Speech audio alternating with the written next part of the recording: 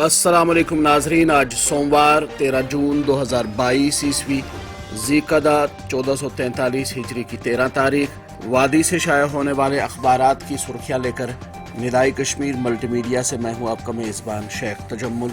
شروعات کرتے ہیں روزنامہ کشمیر عظمیٰ سے۔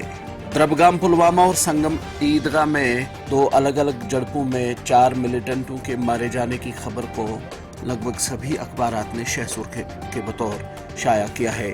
اس حوالے سے روزنامہ کشمیر عظمیٰ لکھتا ہے، سنگم عیدگاہ اور دربگام پلوامہ میں مورکہ آرائیاں، 4 مقامی ملیٹنٹ ہلاک۔ راول پورہ میں لاوارث بیگ سے سنسنی، اس سال 99 ملیٹنٹ مارے گئے، آئی جی پی کشمیر۔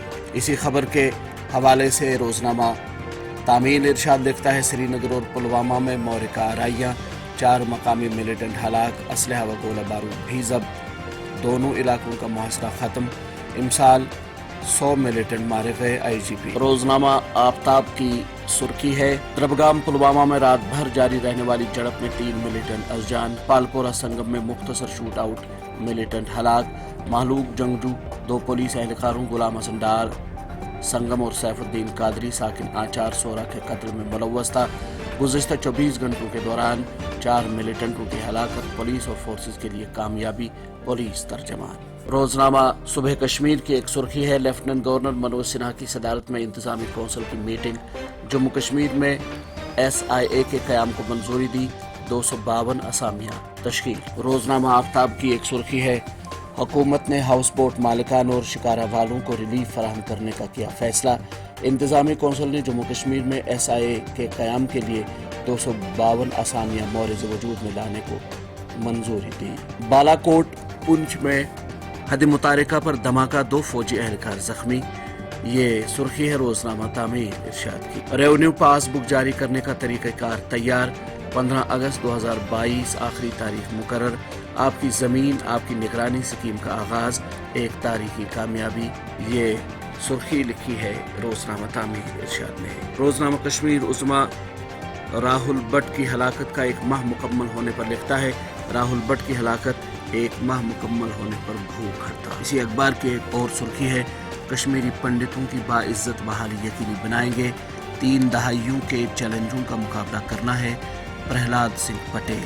کشمیر عظمیٰ کی ایک اور سرخی ہے، کئی علاقوں میں تیز آندھی، ژالہ باری سے فصلوں کو نقصان۔ Films of Kashmiri film makers will be screen throughout India, I C C R chairman. Sarhad's first J&K International Film Festival outside Kashmir inaugurated by Altaf Bukhari, Prakash Javadekar, یہ سرخی لکھی ہے روزنامہ گریٹر کشمیر نے۔ Doctor Darakhshan Andrabi visits prominent shrines, خبر شائع کی ہے روزنامہ گریٹر کشمیر نے۔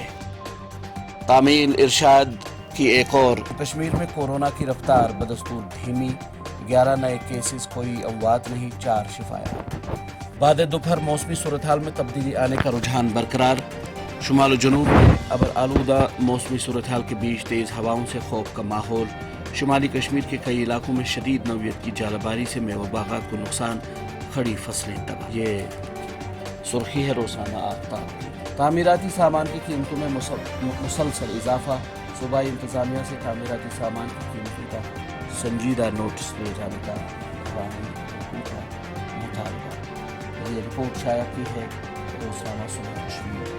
کچھ ممالک بھارت میں ڈیجیٹل ٹیکنالوجی کے ذریعے عسکریت کو بڑھاوا دینے میں مصروف، بھارت کو کئی چیلنجز کا سامنا ہے جن سے لڑنے کے لیے ہر ممکن اقدامات اٹھائے جا رہے ہیں، یہ خبر شائع کی ہے صبح کشمیر نے۔ اروناچل پردیش سے 2 فوجی 2 ہفتوں سے لاپتہ، تلاش جاری، ابھی تک کوئی سراغ نہیں ملا، یہ رپورٹ شائع کی ہے روزنامہ تعمیل ارشاد نے۔ یہ تھی وادی سے شائع ہونے والے چند اردو اور انگریزی روزناموں سے لی گئی سرخیاں۔ اپنے میزبان شیخ تجمل کو کل تک کے لیے دیجیے اجازت، اللہ حافظ۔